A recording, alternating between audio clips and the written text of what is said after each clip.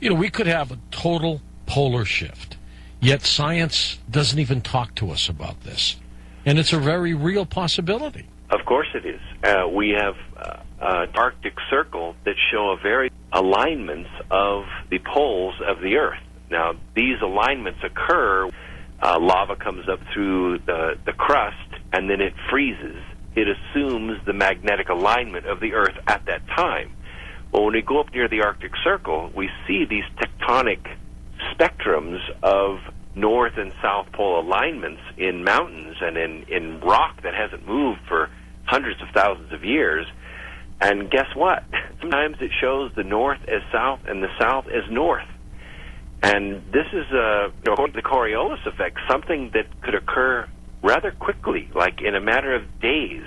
The north and south poles could switch. Now, we could talk a little bit about what the effects would be on the surface of the planet. Oh, sure. Yeah, I'd love to know, because there's some people, and I've asked this question, Brooks, many times. Some people believe that we could go instantly.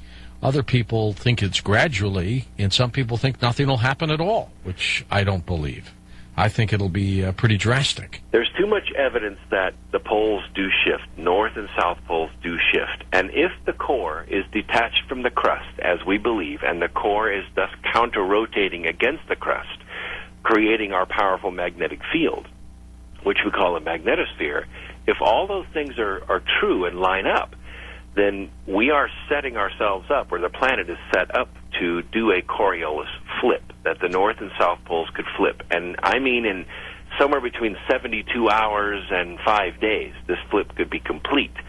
Now, it doesn't take an atmospheric physicist to understand what's going to happen, but I'll explain it briefly. The north hemisphere and the southern hemisphere have different weather patterns. For instance, if you drain water down the tub in Australia, it goes clockwise instead of counterclockwise, and opposite up here. Well, the jet stream does exactly the same thing. Clouds move counterclockwise and clockwise in different areas, and so do the oceanic currents. If all of those things move, and move suddenly, you're going to have conditions set up for what's called a global superstorm. Now, these are snowstorms, but they're not ordinary snowstorms. They are super cold, and they cover large geographic areas. And in terms of the intensity, how intense is it?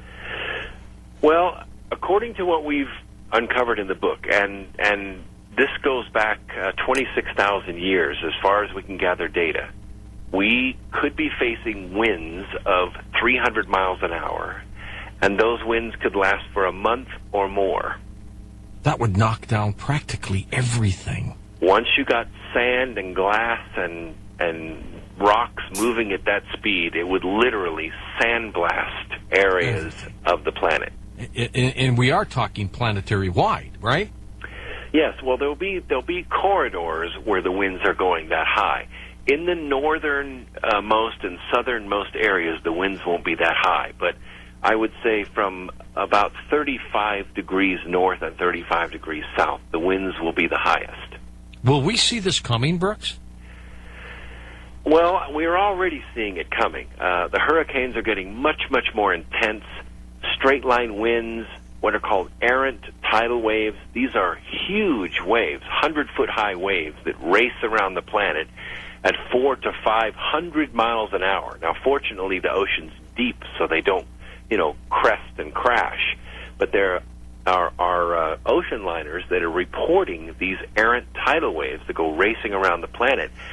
And now the frequency's up to more than one a month. One a month? Yes, more than one a month, and this is reported by ocean liners that are out at sea. I know two people that have been on two separate cruises where 900-foot-long ships have almost been turned on their sides at sea. And your projection of wind speed, for example, 300 miles an hour, that could be a low projection. It could be, yes. Of course, wind is asymptotic in the sense that it can only go so fast, and then it starts crunching up against the sound barrier. But 300 or 400 mile an hour winds, which is roughly double what you see in a tornado. And look at the tornadoes just in the last 8 weeks in the U.S. They've been devastating. Iowa's been flooded. St. Louis area has been. St. Louis area, correct. And also up in Maine, they've had bitter cold temperatures. It's in fact here in Washington State, they had the coldest, longest winter they've ever seen. More snow than ever. Could this trigger an ice age? It could, and it's funny because ice ages, it's believed in the past, sort of creep up on you.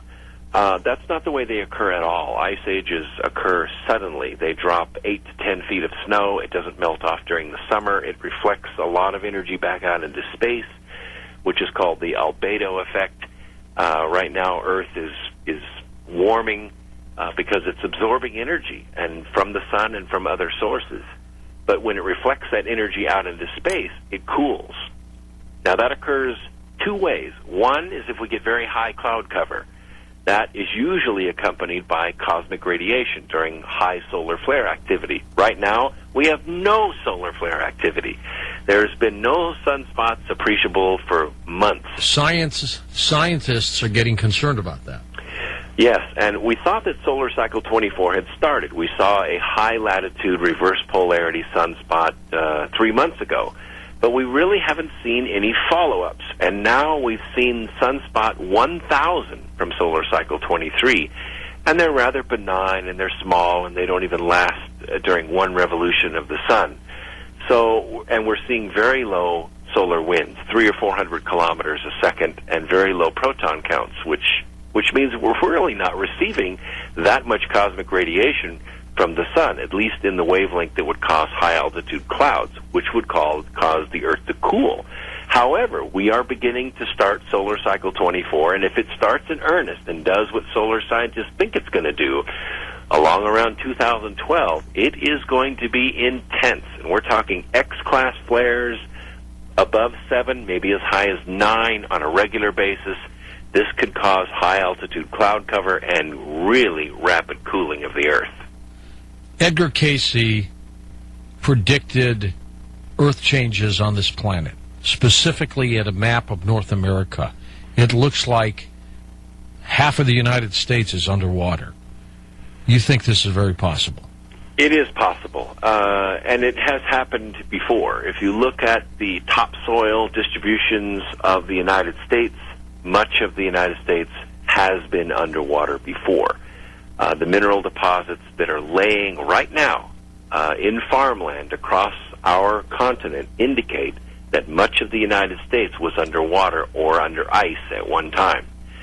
That could happen again. And it doesn't necessarily happen from melting ice caps, because obviously ice floating in water, when it melts, does not raise the water level. Just like ice cubes in a glass melt, actually the water level goes down in the glass instead of comes up, because ice takes up more space in the glass.